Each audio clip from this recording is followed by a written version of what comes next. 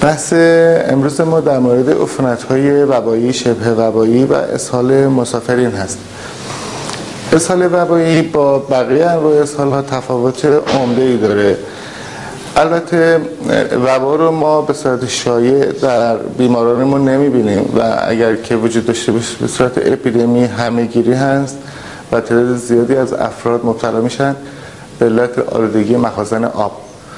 ولی با افزایش سطح بهداشت، افزایش سطح آگاهی مردم، خوشبختانه ما با این مشکل در حال حاضر روبرو نیستیم. ولی دانستن این که اسهال وبایی چگونه هست و به چه شکل بیماری ایجاد میکنه برای ما لازمه که بتونیم افتراق قائل بشیم. چرا؟ چون اسهال وبایی اسهال کشنده هست. یعنی اگر ما دیر به داده بیمار برسیم قطعا وارد شوک میشه و ممکنه خطر مرگ تهدیدش بکنه.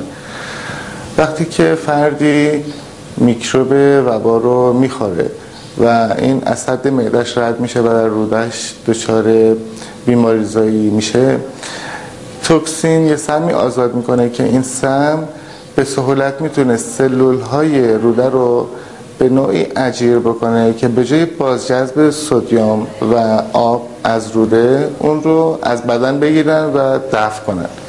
یعنی دقیقا عکس عمل طبیعی روده اتفاق میفته. به این دلیل فرد حتی اگر که هیچی نخوره، آب نخوره، هیچ غذایی نخوره، باز هم آب از دست میده و ظرف مدت چند ساعت وارد مرحله پرشوک و بعد مرحله شوک میشه. علائم به صورت خشکی مخاطها، بیفروغ شدن چشمها، به صورت چروکیده شدن پوست، افت فشار خون. در اول بیمار موقعی که بلند میشه ممکن احساس سرگیجه سیر رفتن بکنه، بعد ضعف و بیحالی شدید بهش دست میده.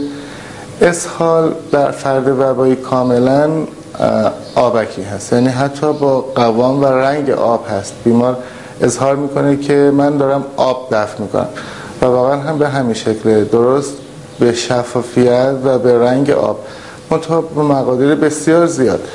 یعنی بیمار بی اختیاری پیدا میکنه و همینجور اسهال آبکی شدید داره. تب و استفراغ و تب معمولا در جریان وبا دیده نمیشه و ما وبا رو از روی شدت علائم بالینی و نوع اسهالی که ایجاد میکنه تشخیص میدیم. در مورد اسهال مسافرین یا ترافلرز دایریا، این در همه جا دنیا هست، در استان ما هست، در کشور ما هم هست.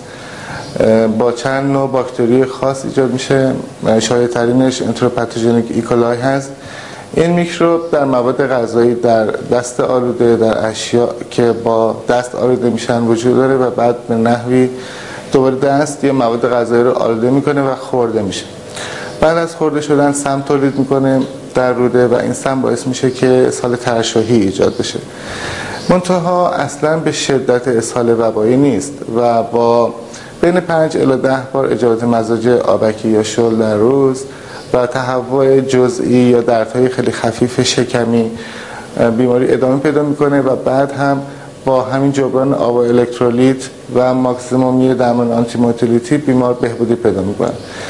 اون مسئله‌ای که خیلی مهمه اینه که ما خودمون مراقب باشیم، خودمون مواظب باشیم، هم از نظر فردی این انگیزه رو در خودمون ایجاد بکنیم که بهداشت رو رعایت بکنیم، شستشوی مکرر دست‌ها رو ببینید.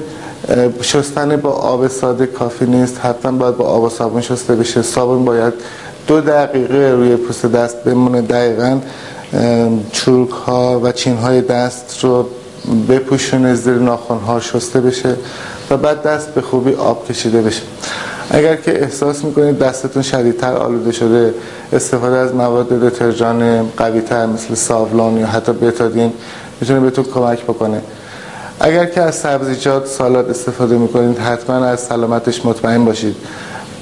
سبزیجات رو با دترژان بشورید. حتی هیپوکلوریت سدیم که در دسترس همه هست به مقدار چند قطره‌اش میتونه به راحتی سبزیجات رو ضد عفونی بکنه. و همچنین استفاده از غذا در رستوران‌های بین‌راهی که حتما باید از سلامت غذا مطمئن باشید.